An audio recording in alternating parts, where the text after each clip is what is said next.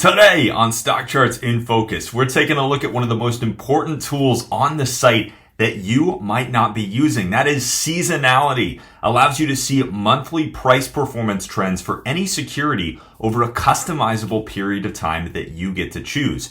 Now, there's been a lot of talk, especially at this time of year, about seasonal weakness in September, things that typically happen in October. So as we head into year end, these seasonality charts become even more important. You're going to see exactly how to bring them into your own analysis on today's show. So we got a lot to cover. Of course, you know what it is. It's all new. It's all here. It's Stock Charts in Focus.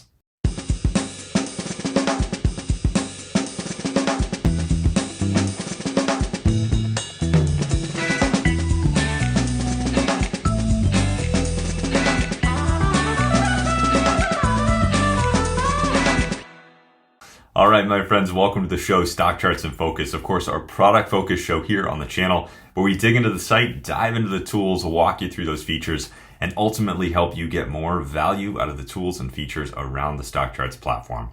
My name is Grayson Roze, Vice President of Operations here at StockCharts.com. Wonderful to be back with you. We were off last week, so good to be back in the saddle here for another show, and one that really could not be more important at this time of year in particular. Now, we've talked about seasonality on the show in the past, but it's been quite a long time. And right now, like I said, is a truly important time to be talking about this tool. It's something that you can bring into your own analysis, not just at the individual stock level, but especially at that market level, at the sector level, really throughout any type of security that you are following, anything that you are thinking about on a week-to-week or month-to-month kind of basis. Seasonality can be a factor in the way that you are looking at that. So we're going to dive into this. We're going to show you exactly how these charts work. And we'll also talk a little bit about why they are important. So let's jump over to the site and take a look. So first and foremost, of course, we can't talk about the seasonality charts without talking about how to access them. So we are starting here on our Charts and Tools page. You can get here by clicking on the Charts and Tools link in the top left corner of any page around the site. Once you are here, scroll down this page just a little bit and you'll find a card for the seasonality tool. You can type in a ticker symbol right there and click go. You'll be off to the races. Now, one other thing that I do want to also point out is that at the top of any page around the site, you can also access the seasonality tool. So you can open up this little menu, typically says either Sharp Chart or ACP, select seasonality from that menu, and then type in the ticker symbol that you want to take a look at. We are going to start with SPY. We're going to take a look at the S&P 500 ETF, one of the biggest securities out there.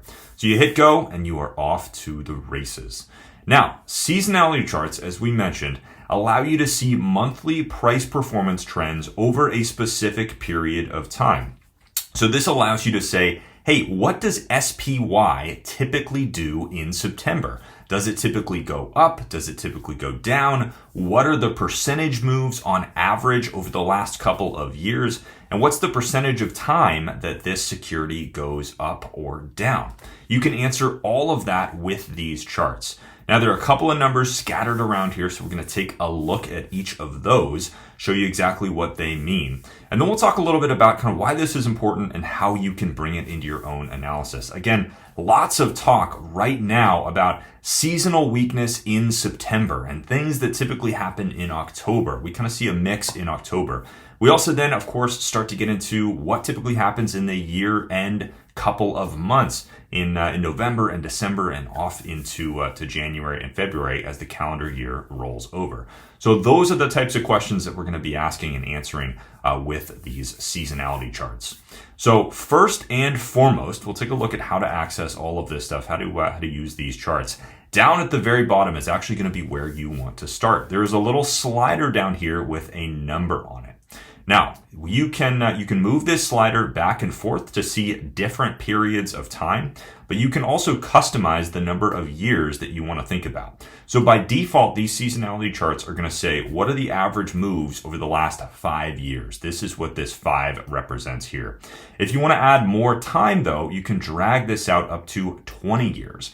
So you can average any security that you're looking at between 1 and 20 years worth of data. So in this case, when we drag this thing out to 20, we're saying what are the monthly trends, seasonal historical trends for SPY across all the 12 months of the calendar year over the last 20 years.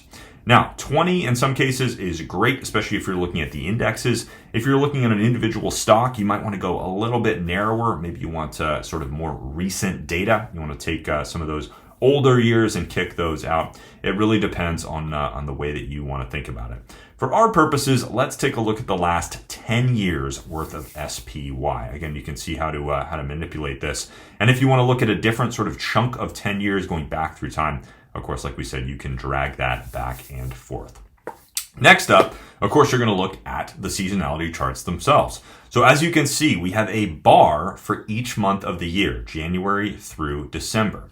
The key thing is that there are two numbers for each bar. And what that tells you is the percentage of time that SPY or whatever symbol you're looking at has gone up in that month, and then the average price change in that month over the range that you are looking at. So if we take a look, for instance, at September, because there's been so much talk about the historical weakness of the market in the month of September, we can see that at the very top, we have a 40 on that bar. What that means is that over the last 10 years, SPY has gone up, has increased in price in the month of September, only 4 out of the 10 months, or 40% of the time. So we can see that typically, if you kind of think about this in the reverse, right? Typically, 60% of the time, SPY is actually going to go down in the month of September, or has gone down in the month of September. SPY has been a gainer only 40% of the time in the month of September. Now, if we compare that to, for instance, April or May or July, where SPY has typically climbed higher 90% of the time, these are historically strong months versus historically weak months like September and actually like the month of January as well. The number at the bottom of these seasonality charts is going to tell you the average percentage move for this security in that month. So we can see that, for instance, if we compare January and September, which have actually the same percentage of the time SPY moving higher, 40% of the time SPY has moved higher in those months, we can see that the move has actually been quite different. In the month of January, the average gain for SPY is 0.4%. If we look at September, we can see that SPY actually averages a loss of 2.2% in the month of September. So September is historically one of the weakest months of the year for the S&P 500. Now, what this can do is bring a little bit more context to the moves that you're seeing in the markets. The way I always like to explain seasonality to people is it brings more context, kind of brings more clarity or more data to the moves that the market is making. So when you see SPY going down in the month of September, it might not be quite as surprising because it's really kind of following its historical pattern. If you see the market rising in April and May, we know that that's not very odd. That's kind of following that historical pattern. So again, this is really there to kind of bring a little bit more context to what you're seeing in the market. One way that I like to describe this to people is if I told you, hey, it's snowing and it's the month of January, you might say, oh, okay, cool. That's nice. Have some fun out there in the snow. If I called you up and I said, hey, it's snowing and it's the month of July, you might go, what the heck? It's snowing in July. That's a little bit exciting. That's a little bit unusual. So again, that can sort of bring some context to the weather patterns. We do this with weather. We do this with so many different things. Analyzing historical patterns, different times of year when we see pops and drops and things, or strength or weakness, or pickups in traffic, those kinds of things. So we can do the exact same thing with any security out there in the markets. That's what these seasonality charts are really intended to do. Bring a little bit more context to the moves that you are seeing out there in the markets. Now, this can be fantastic for indexes. This can be fantastic for sectors. It can also work well for individual securities. So for instance, if we come up here and we type in something like Apple, we can see that on the individual security level, we can use seasonality in the exact same kind of way. We can drag our slider out. We can pick our number of years that we want to look back over. Maybe in this case, we want to do, let's say, 15 years worth of Apple. We can analyze historical trends for Apple and individual security at the same time. We can do this, like I said, for sectors of the market. Right now, we're seeing a little bit of renewed strength in energy, for instance. So we can start to look at seasonality for the energy sector. Again, drag this back out. Maybe we want our 10 years worth of data. We can see that the strength that we're seeing in XLE energy right now is actually somewhat unusual. Typically, October is not a strong month for XLE, although the average move is a positive. It is 2.1%. So again, these seasonality charts can bring a little bit more context, a little bit more information, a little more history to what you're seeing. One thing that I always like to say, I get this question a lot from investors, from traders, from people that are out there starting to learn a little bit more about seasonality. People say, hey, how can I actually use this to make decisions? How does this really help me? Well, again, if you think that it adds more context, it can also give you some interesting sort of backdrops to think about the markets, right? If you're thinking about selling something, for instance, because it's a little bit weak, but it's historically a weak month, like September. Let's say you're thinking about selling SPY because that weakness in September is scaring you. Well, if you know that that's historically a weak time of the year for SPY, for instance, then that drop is a little less scary, right? Again, it's snowing in January. It's not quite as painful to see that kind of thing. If you're thinking about buying something, it might be interesting to buy in those weaker months, especially at the index level, or might be more interesting to sell in some of those stronger months, different things like that. So again, seasonality can just kind of bring a little bit more context to what you are seeing. It's also, I always like to say, a reason to look. So especially at the individual security level, when you're looking at something, again, we'll go back to Apple. If you're looking at an individual security and you're seeing some of these really, really strong months, for instance, the month of July here in Apple, over the last 5 years, 100% of the time, all 5 of the last 5 years, Apple has gained in the month of July, and the average move has been 10.2%. This is a great reason to look, as I would call it.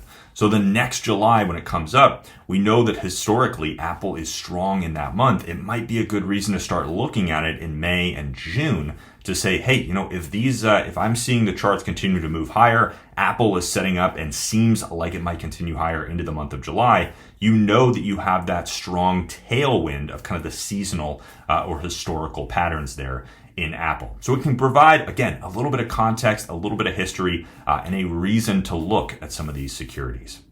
Now, one of the other really interesting things that we can do with seasonality, you might have noticed this other box right up at the top of the screen.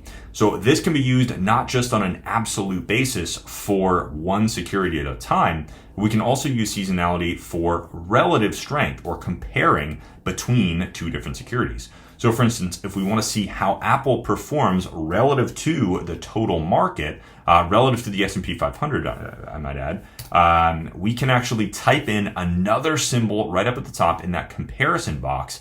And now what we're looking at is, as you can see here, the percentage of months in which Apple has outperformed that comparison symbol, that benchmark, for that period of time. So we can actually use this to see kind of relative trends that exist out there in the markets. For instance, if we drag this out to 10 years here of Apple versus the S&P 500, now we can start to see, hey, when is Apple outperforming the market and when is Apple underperforming the market historically throughout the year.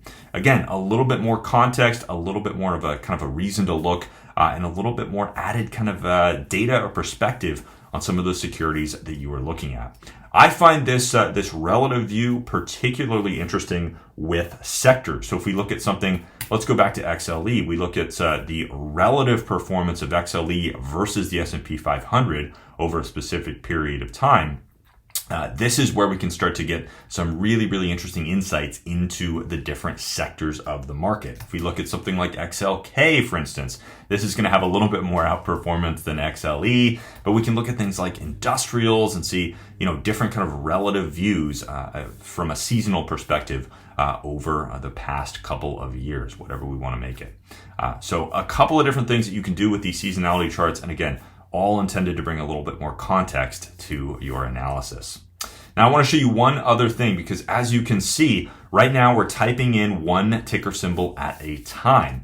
We do have another view, though, which is the ChartList view, which makes it a little bit easier to flip through some of these symbols. So I mentioned that I like to use these seasonality charts and that relative comparison, especially for the sectors of the market. So one thing that you can actually do is create a chart list that has those sectors, and then use the seasonality view to easily flip through the ticker symbols that are in that list. You could also do this for indexes. If you have the major indexes of the market loaded up into a chart list, you can use that view to click through those symbols. Or for a watch list, if you want to use this for individual securities, the sky is the limit when it comes to this kind of thing. So let's jump over to the dashboard and we'll take a look at how this works. Of course, if you are a StockCharts member, you have access to the members dashboard. Once you come here, you can create chart lists in your account. So for instance, I have a chart list that I like to look at almost every day. That is my sector chart list. You can see this has all of those different sector ETFs in the market. Once you jump into a chart list like this, you have access to a number of different chart list views. Of course, the traditional ones being summary, chart list view, chart book, different things like that. We also have a seasonality view as one of the options for these chart lists though. So if you click on that, this will actually pull in all of those different ticker symbols for that chart list. So we can quickly flip through seasonality charts for anything in this list. You can see now we're jumping into XLC, Communication Services, and all I have to do, instead of typing in one ticker symbol at a time, all I have to do is click through this list to get all of those different seasonality charts sort of one at a time for anything in this list.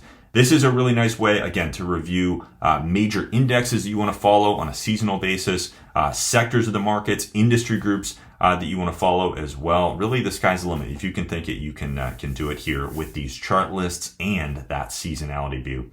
But again, this is a little bit sort of quicker, easier way to review those seasonality charts for the symbols that you are following. Check out that chart list view. It is an important one. So that's going to do it for us on the show today. A quick hit here, reviewing seasonality. But again, I always love to show people this, especially at this time of year. It becomes very, very important for bringing a little more context, a little bit more of a data-driven kind of historical perspective to what you're seeing in the markets. If we see the markets do things that follow those seasonal patterns, it's important to know that they're following those seasonal patterns, and it's not quite as unusual, not quite as crazy to see the markets follow expected paths. If we start to see the markets do things that are unexpected, that don't follow those seasonal historical trends out there, that's where things get a little bit more interesting. So seasonality is a fantastic way to think about the markets, and this seasonality tool makes it very, very easy, again, for any security that you are following. Indexes, sectors, industry groups, or even down to individual securities. And of course, you also have that ability to compare to a benchmark, kind of relative seasonality. Very, very cool what you can do with those charts. So hopefully this has been helpful for you. One of those little corners of the StockCharts website that I always love to show people, a very, very powerful tool that hopefully you've seen and now in action and will start to bring into your own analysis. I want to thank you again for joining me on the show today. It's been a lot of fun to be back with you for another episode of StockCharts In Focus. Remember, we do this every Friday. Again, helping you get more value out of stock charts, digging into those tools and features, ultimately just trying to show you different corners of the platform. Make sure that you're aware of all the powerful features that are out there on the stock charts platform. There is a ton, so we've always got things to dig into every Friday here on the show. My name is Grayson, Vice President of Operations here at StockCharts.com. Great to be with you. I'll see you again soon for another episode of StockCharts In Focus, but until then, chart on, my friends.